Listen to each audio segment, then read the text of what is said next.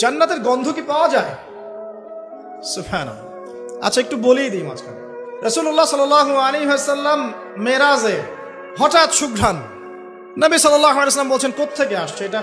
জিবরাইল আলাইহিস সালাম উত্তর দিচ্ছেন, এটা হচ্ছে ফেরাউনের মেয়ের চুল আঁচড়ে দিত একজন দাসী, যার হাত থেকে একদিন চিরুনি পড়ে গিয়েছিল। সে বলেছিল বিসমিল্লাহ বলে চিরুনি উঠিয়েছে, উঠে আবার আচরণ শুরু করেছে। এখন এর মেয়ে শুনে ফেলেছে বিসমিল্লাহ বলে উঠিয়েছে। সেই মেয়ে ফেরাউনকে বলল যে আপনাকে বাদ দিয়ে এই দাসী আরেকজনকে ইলাহ মানছে। তখন সেই দাসীকে গ্রেপ্তার করা হলো। তুমি কার উপাসনা করছো, কার ইবাদত করছো? সে দাসী বলছে আমি এক আল্লাহর ইবাদত করি। কে আল্লাহ?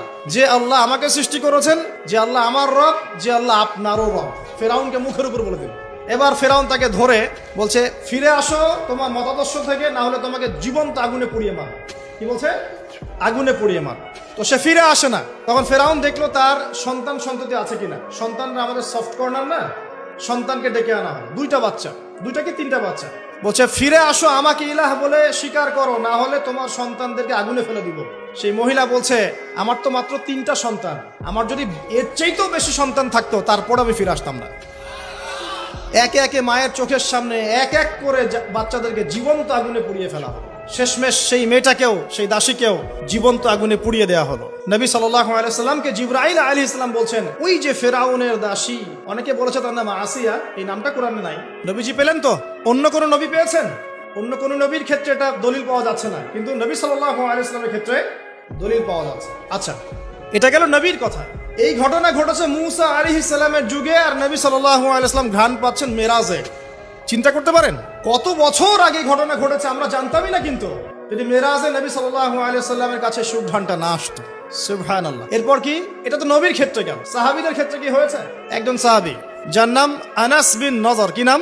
আনাস বিন নজর। নামগুলো মনে রাখবেন। উহুদের মাঠে বিশাল যুদ্ধ হচ্ছে। আমরা জানি যুদ্ধের মধ্যে প্রথম দিকে মুসলিমরা প্রায় জয়লাভ করেই ফেলেছিল, কিন্তু একটা ভুল, অনলি একটা ভুল। কি ভুল? ওই জাবাল রুমার মধ্যে 50 জন তীরন্দাজ সাহাবীকে রেখে দেওয়া হয়েছে। নবীজি বলেছিলেন আমরা যদি মরেও যাই, আমাদের গায়ের গোশত যদি পাখি এসে খাওয়া শুরু করে, তোমরা নামবে না এখান থেকে। বুঝতে পারছেন? কমান্ড। এটা হচ্ছে একজন নেতার আনুগত্য। কমান্ড, নেতার আনুগত্য কত বড় জিনিস দেখেন। যখন যুদ্ধ শুরু হয়ে গেল, হামজা রাদিয়াল্লাহু আনহু সহ অন্যান্য সাহাবীরা বীর বিক্রমে যুদ্ধ করলেন। অল্প কিছু সময়ের মধ্যেই কাফেররা পালানো শুরু করলো। যখন মুসলিমরা বীর দর্পে যুদ্ধ করে, কাফেররা পালিয়ে যায় না? যায় না? মুসলিমরা সবাই ঐক্যবদ্ধ যদি হতে পারত, কোনো কাফেরের শক্তি ছিল নাকি ইসলামের দিকে চোখ তুলে তাকায়? আজকে আমরা যে বিভক্ত, আমরা বিভক্ত, আপোষে বিভক্ত, বিভিন্ন দলে মতাদর্শে বিভক্ত। আমাদের শক্তি কমে গেছে, হাওয়া বেরিয়ে গেছে। আমাদের যুবকরা এখন পর্নোগ্রাফি, এই গার্লফ্রেন্ড বয়ফ্রেন্ড কালচার, এই মাদক, এই জুয়া, এই জেনার পেছনে ছুটছে। আমরা নামাজ ছেড়ে দিচ্ছি, কোরআন ছেড়ে দিচ্ছি, মা বোনরা পর্দা ছেড়ে দিচ্ছেন। এই জাতি কি বিজয় লাভ করবে নাকি? আগে এই জায়গায় ঠিক করতে হবে, তারপর বিজয় আসবে ইনশাআল্লাহ। আর বিজয় যে আসবে এ বিষয়ে কোনো সন্দেহ আছে? কোনো সন্দেহ নাই। আমরা না পারলে আল্লাহ পাক অন্য জেনারেশনকে নিয়ে আসবে। ওই জেনারেশন না পারলে তার পরের জেনারেশন পারবে। তারাও যদি না পারে, আমাদের দ্বারা যদি কোনো কাজই না হয়, আল্লাহ পাক অমুসলিমদেরকে হেদায়েত দিয়ে ইসলামে নিয়ে আসবেন, তাদের হাত দিয়ে বিজয় দিবেন ইনশাআল্লাহ। পৃথিবী সভ্যতা শুরু হয়েছিল একজন নবী দ্বারা, ইসলাম দ্বারা। সভ্যতা শেষও হবে ইনশাআল্লাহ তাআলা একজন নবী দ্বারা। সেই নবীর নাম কি? নবী ঈসা ইবনে মারিয়াম। মারা গেছেন না জীবিত আছেন? বহু মানুষ বিশ্বাস করে তিনি মারা গেছেন। আমরা কি বিশ্বাস করব? আল্লাহ পাক বলছেন ওয়ামা কাতালুহু ওয়ামা সালাবুহু, তারা ঈসা ইবনে মারিয়ামকে হত্যাও করে নাই, ক্রুশবিদ্ধও করে নাই। বাল রাফাআহু আল্লাহু ইলাইহি, বরং আল্লাহ তাকে তার কাছে উঠিয়ে নিয়েছেন। তিনি কোথায় আসবেন? তিনি আসবেন সিরিয়ায়। কোথায়? এই যুদ্ধ চলছে তা সিরিয়া, দেখেন নাই? আর এখানে লক্ষ লক্ষ মানুষকে মারা হয়েছে, মা বোনদের ইজ্জত নেওয়া হয়েছে, বাচ্চাদেরকে হত্যা করা হয়েছে। এগুলো ইস্যু নিয়ে একটা টু শব্দ করার মতো সৎসাহস হয় নাই। যে ইস্যুগুলো নিয়ে কথা বললে কোনো বাধা বিপত্তি আসে না, সেগুলো নিয়ে ফেসবুক গরম করতে খুব ভালো লাগে। কথা বোঝেন নাই? এই যে কয়েকদিন আগে যে হ্যালোইন একটা উৎসব হয়ে গেছে না, আরবদের নাকের ডগে আরবরাও করেছে না, একটা টু শব্দ করার সাহস হয়নি। টু শব্দ করলে সমস্যা, সাপোর্টটা কমে যাবে। তো তারপরে 2013 থেকে 22 পর্যন্ত ইয়েমেনের প্রায় 3.5 লক্ষ মানুষকে হত্যা করা হয়েছে, যার মধ্যে 60% হচ্ছে শিশু। এই ইস্যু নিয়ে একটা কথা বলার মতো সাহস ঘোমটার হয়নি। আর কি অসংখ্য ইস্যু আছে পুরো মুসলিম বিশ্বে, যেখানে তাকাবেন সত্যিকারের মুসলিমরা আজকে নির্যাতিত, নিপীড়িত। অর্থনৈতিকভাবে হোক, সামাজিকভাবে হোক, আপনার পারিবারিকভাবে হোক, ধর্মীয়ভাবে হোক, বিভিন্নভাবে তাদেরকে হ্যারাস করা হয়েছে। এই মাজলুমদের পক্ষে কথা বলার মতো সৎসাহস হয়নি। কোন ইস্যুগুলো নিয়ে কথা বলতে পছন্দ হয়?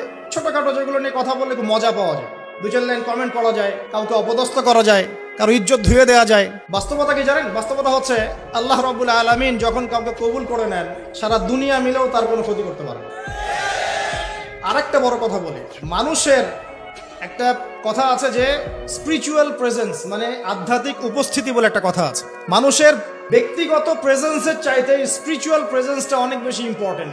বুঝাচ্ছি, ইব্রাহিম আলাইহিস সালাম কিন্তু বেঁচে নাই, বেঁচে আছেন, কিন্তু তার আদর্শ কিন্তু এখনো জীবিত আছে। নবী মুহাম্মদ সাল্লাল্লাহু আলাইহি ওয়াসাল্লাম বেঁচে আছেন, অবশ্যই তারা কবরে জীবিত, অবশ্যই সেটা অন্য ইস্যু। আমি পৃথিবীর কথা বলছি। নবী সাল্লাল্লাহু আলাইহি ওয়াসাল্লাম কি আমাদের মধ্যে আছেন? না, আমাদের মধ্যে কি বেঁচে আছেন? তার আদর্শ কিন্তু মরে যায় নাই। এমনকি আমরা যারা এখন অনেক বড় বড় নেতার আদর্শে আমাদের জীবন গড়ি না, তারা কিন্তু কেউ বেঁচে নাই, বেঁচে আছে, তাদের আদর্শ কিন্তু মানুষ এখনো ফলো করছে। তো এটাকে বলে স্পিরিচুয়াল প্রেজেন্স, আধ্যাত্মিক উপস্থিতি। আল্লাহ পাক যাকে কবুল করবেন, যে হকপন্থী হবে ইনশাআল্লাহ তাআলা, সে যদি ফিজিক্যালি প্রেজেন্ট নাও থাকে, তার আধ্যাত্মিক উপস্থিতি জনগণকে পথ দেখাবে ইনশাআল্লাহ। কথা বুঝতে পারছেন? তো বিগার ইস্যুগুলো নিয়ে কথা বলার সৎসাহস হচ্ছে না। এখানে বলছিলাম যে তোমরা এই জাবাল ডুমা থেকে নামবে না যদি আমাদের দেহটাকে পাখি খেয়েও ফেলে। সাহাবীগণ প্রথমে দেখলেন আমরা প্রায় জিতে যাচ্ছি, তারা নেমে আসলেন, বললেন আল গনিম আল গনিম। তখন একটা বিপর্যয় সৃষ্টি হলো। কি বিপর্যয়? খালিদ বিন ওয়ালিদ রাদিয়াল্লাহু আনহু 50 জন ঘোড়সাওয়ারকে নিয়ে পিছন থেকে এই সুযোগে আক্রমণ করলেন। পিছন থেকে আক্রমণ হলো, আর আবু সুফিয়ানের বাহিনী যারা পালিয়ে যাচ্ছিল এরা আবার ইউটার্ন করলো। এই দুই চাপে পিষ্ট হয়ে উহুদের মাঠে সাহাবায়ে কেরাম রাদিয়াল্লাহু আনহুদের মধ্যে প্রায় 70 জন বড় বড় সাহাবী শহীদ হয়ে গেল। কতজন? প্রায় 70 জন বড় বড় সাহাবী। তাদের মধ্যে আনসার সাহাবীদের আত্মত্যাগ ছিল বীরত্বপূর্ণ। এমনকি নবী সাল্লাল্লাহু আলাইহি ওয়াসাল্লামকেও সেদিন মার খেতে হয়েছে, দাঁত মোবারক শহীদ হয়ে গেছে, পায়ের মধ্যে আঘাত পেয়েছিলেন, এই ভ্রুর মধ্যে কড়া ঢুকে গিয়েছিল। তার পাশে মাত্র 9 জন সাহাবী ছিলেন যখন তাকে আক্রমণ করা হচ্ছে। একে একে সাহাবীরা শহীদ হতে লাগলেন। তালহা রাদিয়াল্লাহু আনহুর কথা বলা যায়, তিনি নবীজিকে নিজে ঘাড়ে করে নিয়ে উহুদ পাহাড়ের উপর উঠে গিয়েছেন, এত শক্তি ছিল তার গায়ে। আমাদের যুব সমাজ কি শিক্ষা নেবে এখান থেকে? এভাবে মাদকের সাথে লাইফ লিড করলে তো হবে না। এভাবে জেনা করলে তো আপনি ফিজিক্যালি স্ট্রং থাকতে পারবেন না, মানসিকভাবে স্ট্রং থাকতে পারবেন না। পর্নোগ্রাফিতে আসক্ত হলে তো আপনার শরীরে এনার্জি থাকবে না। জুয়া খেললে তো ওই রকম সাহাবীদের মতো আদর্শমান হওয়া যাবে না। নামাজ না পড়লে তো আপনার ভিতরে আধ্যাত্মিক শক্তি আসবে না। তো আমাদের যুব সমাজকে এখান থেকে শিক্ষা নিতে হবে। আল্লাহ পাক তৌফিক এনায়েত করুন। এখন সাহাবী উঠিয়ে নিয়ে গেছেন। নবী সাল্লাল্লাহু আলাইহি ওয়াসাল্লাম বলেছেন, তোমরা যদি কেউ জীবন্ত কোনো শহীদকে দেখতে চাও তাহলে তালহাকে দেখো, তার শরীরে প্রায় 60 থেকে 70টা দাগ ছিল, তারপরে তিনি শহীদ হন নাই সেদিন। আল্লাহ পাক তাকে হেফাজত করেছেন। তিনি বলছিলেন, আমি যখন যুদ্ধ করছিলাম, আর রাহিকুল মাকতুম বইটার মধ্যে আছে, আল্লাহ পাক তখন তাকে এত সাকিনা প্রশান্তি দিয়েছেন যে ঘুমে তার চোখ দিয়ে মানে শান্তির ঘুম চলে আসছে তখন। তিনি বলছেন, দুইবার আমার হাত থেকে তরোয়াল পড়ে গেছে ঘুমের চোটে।